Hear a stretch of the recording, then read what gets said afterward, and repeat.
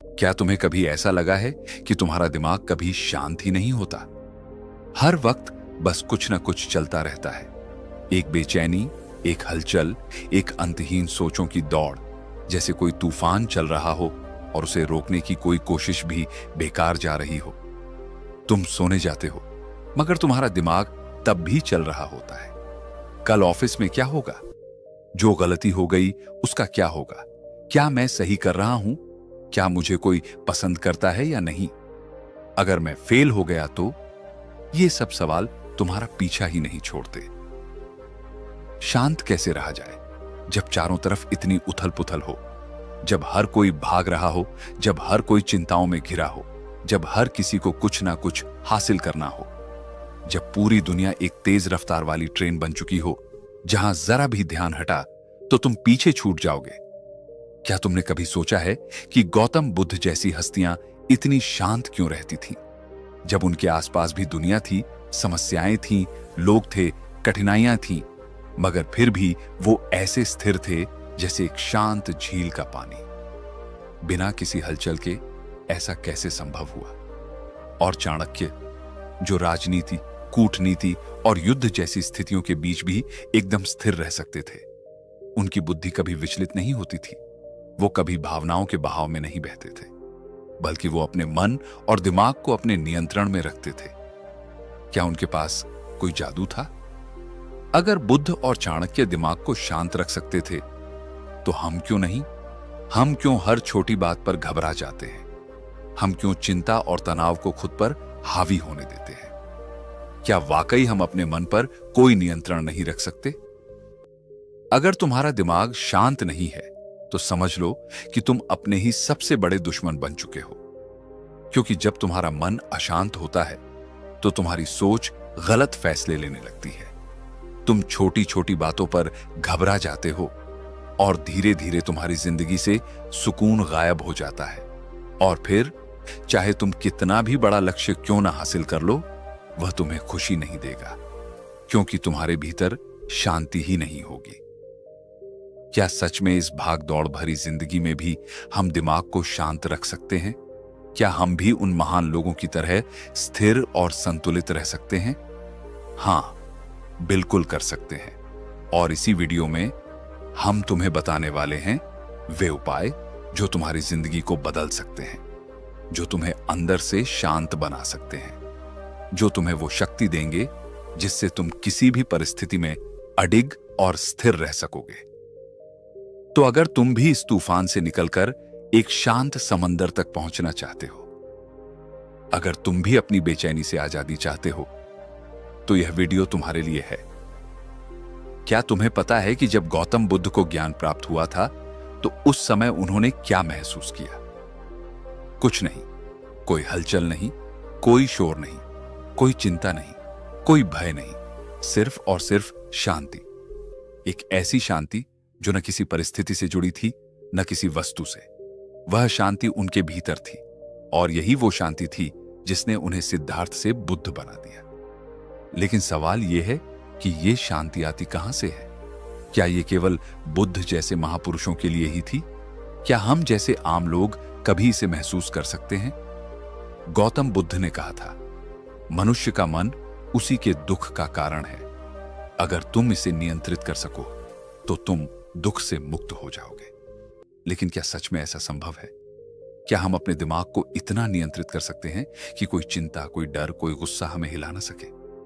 एक दिन एक शिष्य ने बुद्ध से पूछा, भगवान, मेरा मन बहुत अशांत रहता है, हमेशा उलझनों में फंसा रहता है, मैं इसे शांत कैसे कर सकता हूं? बुद्ध मुस्कुराए और उन्होंने कहा, इस प्रश्न का उत्तर पाने के लिए तुम एक कटोरे में पानी भरो और उसे लेकर यहां आओ। बुद्ध ने कहा, अब इस कटोरे को हिलाओ। शिष्य ने कटोरे को हिलाया और पानी में लहरें उठने लगी। पानी इधर उधर छलकने लगा। फिर बुद्ध ने पूछा, अब इसे बिना हिलाए छोड़ दो।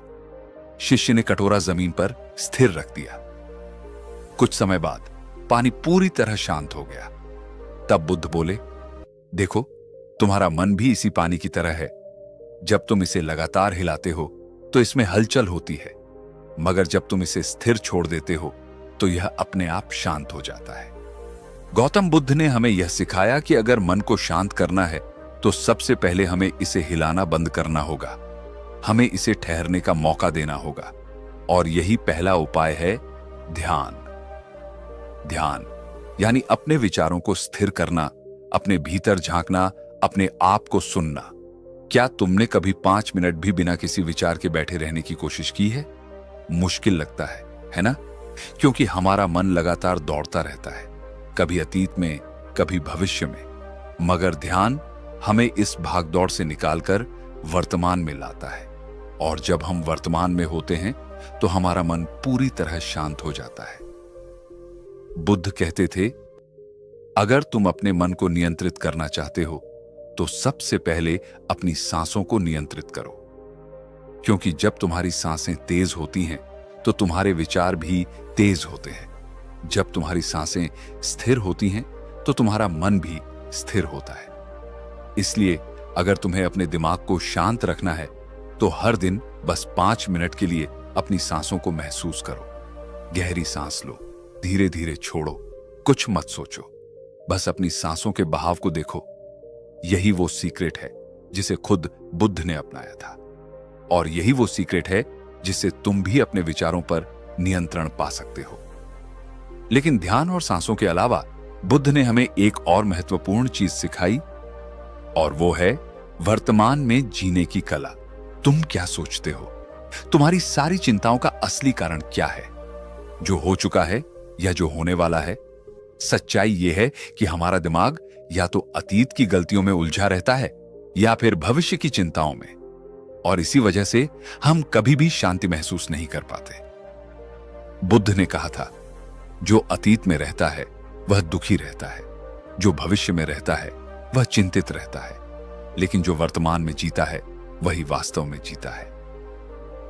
अगर तुम वास्तव में अपने दिमाग को शांत रखना चाहते हो तो बस एक चीज सीख लो, हर पल को पूरी तरह जीना।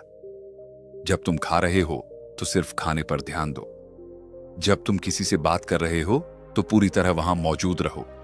जब तुम काम कर रहे हो तो सिर्फ काम पर ध्यान दो, और जब तुम आराम कर रहे हो तो पूरी तरह आराम करो। गौतम बुद्ध ने हमें सिखाया कि शांति कहीं बाहर से नहीं आती, शांति हमारे भीतर से आती है। और अगर हम अपने विचारों को नियंत्रित करना सीख लें तो दुनिया की कोई भी ताकत हमें अशांत नहीं कर सकती। क्या तुमने कभी सोचा है कि दुनिया के सबसे बुद्धिमान व्यक्तियों में गिने जाने वाले आचार्य चाणक्य का दिमाग कभी अशांत क्यों नहीं होता था? क्या वो भी कभी घबराते थे? क्या वो भी कभी उलझन में पड़ते थे? क्या तुम्हें भी कभी ऐसा महसूस हुआ है, जब दिमाग में इतनी सारी बातें एक साथ चल रही होती हैं कि तुम खुद ही नहीं समझ पाते कि क्या सही है, क्या गलत, क्या करना चाहिए, क्या नहीं? और सबसे बड़ा सवाल, इस स्थिति से निकला कैसे जाए? आचार्य चाणक्य ने हमें सिखाया कि अगर तुम्हें अपने मन को शांत रखना है तो सबसे पहले तुम्हें धैर्य सीखना होगा, क्योंकि धैर्य ही वह गुण है जो तुम्हें हर मुश्किल से बाहर निकाल सकता है। लेकिन धैर्य का मतलब क्या है? क्या यह सिर्फ चुपचाप बैठकर इंतजार करना है? नहीं, धैर्य का मतलब है सही समय का इंतजार करना, सही अवसर को पहचानना और सही निर्णय लेना। चाणक्य ने कहा, एक समय की बात है, एक शिकारी जंगल में शिकार करने निकला। उसने एक हिरण देखा और धनुष पर तीर चढ़ाया, लेकिन तभी उसकी नजर एक शेर पर पड़ी जो झाड़ियों में छिपा हुआ था। शिकारी घबराया, अगर उसने हिरण पर निशाना लगाया तो शेर उस पर हमला कर सकता था, और अगर उसने शेर पर निशाना लगाया तो हिरण भाग सकता था। उसने एक क्षण के लिए अपनी सांस रोकी, अपने दिमाग को शांत किया, और फिर उसने वह निर्णय लिया जिसने उसकी जान बचा ली। चाणक्य हमें यही सिखाते हैं कि जब भी तुम्हें लगे कि तुम्हारा दिमाग अशांत हो रहा है, जब भी तुम किसी फैसले को लेकर उलझन में हो, तो सबसे पहले रुको, तुरंत कोई निर्णय मत लो, अपने विचारों को स्थिर होने दो, और जब तुम्हारा दिमाग शांत हो जाए तब सही फैसला लो। तुम्हें पता है, चाणक्य कभी भी जल्दबाजी में कोई फैसला नहीं लेते थे। वे हमेशा पहले पूरी स्थिति को समझते, धैर्य रखते, अपने विचारों को स्थिर करते और फिर सही निर्णय लेते। और यही कारण था कि वे इतिहास के सबसे महान रणनीतिकार बने। गुरुदेव, जब हमारा मन बहुत बेचैन हो जाता है तब हमें क्या करना चाहिए? चाणक्य मुस्कुराते हैं और वे उत्तर देते हैं, जब मन अशांत हो तो सबसे पहले उसे काम में लगाओ, क्योंकि व्यस्त दिमाग कभी अशांत नहीं होता। अगर तुम्हारा मन चिंता कर रहा है तो उसे चिंता करने मत दो। उसे कोई ऐसा काम दो जिसमें वह पूरी तरह डूब जाए, चाहे वह पढ़ाई हो, लेखन हो, कोई कला हो या कोई नया कौशल सीखना हो।